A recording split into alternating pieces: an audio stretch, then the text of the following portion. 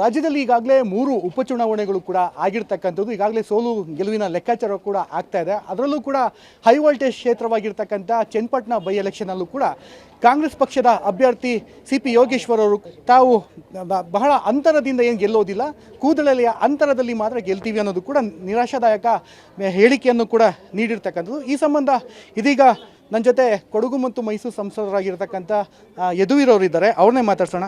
Sir, ಇತ್ತೀಚಿನ ಹೇಳಿಕೆ ನೀವು ಕೂಡ ನೋಡಿರ್ಬೋದು, CP ಯೋಗೇಶ್ವರ್ ಅವರದು ಎಲ್ಲೋ ಒಂದು ಕಡೆ ಸೋಲಿನ ಭಯ ಕೂಡ ಕಾಣ್ತಾ ಇರ್ತಕ್ಕಂಥದ್ದು.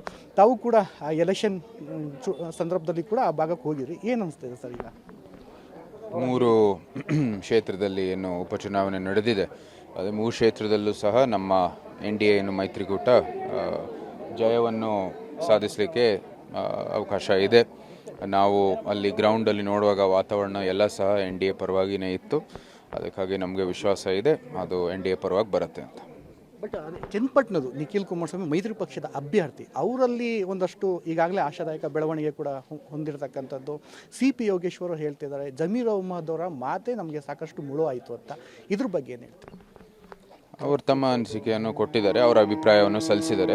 ಅವರು ಏನಾದರೂ ಪ್ರಶ್ನೆ ಮಾಡಬೇಕಂದ್ರೆ ಅವ್ರನ್ನೇ ನೇರವಾಗಿ ಪ್ರಶ್ನೆ ಮಾಡಬೇಕಾಗುತ್ತೆ. ನಮ್ಮ ಒಂದು ದೃಷ್ಟಿಕೋನದಲ್ಲಿ ನಮ್ಮ ಅಭ್ಯರ್ಥಿ ಎಲ್ಲ ರೀತಿಯ ವಿಜಯವನ್ನು ನೋಡಲಿಕ್ಕೆ, ವಿಜಯವನ್ನು ಸಾಧಿಸಲಿಕ್ಕೆ ಒಳ್ಳೆಯ ಅವಕಾಶ ಇದೆ ಅಂತ, ಮತ್ತು ನಮಗೂ ಕೂಡ ವಿಶ್ವಾಸ ಇದೆ. ಯಾಕೆಂದರೆ ಗ್ರೌಂಡಲ್ಲೇ ನಾವು ನೋಡಿದ್ದೀವಿ.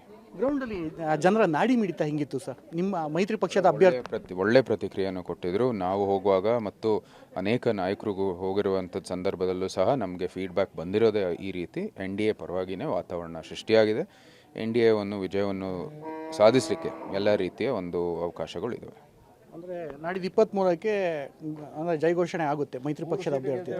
3 ಸೀಟು ಗೆಲ್ಲುವಂಥದ್ದು ಅವಕಾಶ ಇದೆ. 3 ಸೀಟು ಅಂತ ಗೆಲ್ಲುವಂಥದ್ದು ಸಾಧ್ಯವಾಗುತ್ತೆ ಅಂತ ಎಲ್ಲ ರೀತಿಯ ವರದಿ ಬಂದಿದೆ.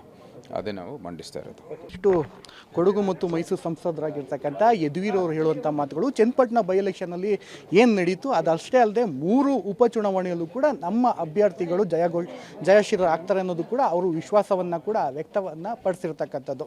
ಕ್ಯಾಮ್ರಾಮನ್ ಶಿವ ಜೊತೆ ಮಲ್ಲಿಕಾರ್ಜುನ್, ಪಬ್ಲಿಕ್ TV, ಮಡಿಕೇರಿ.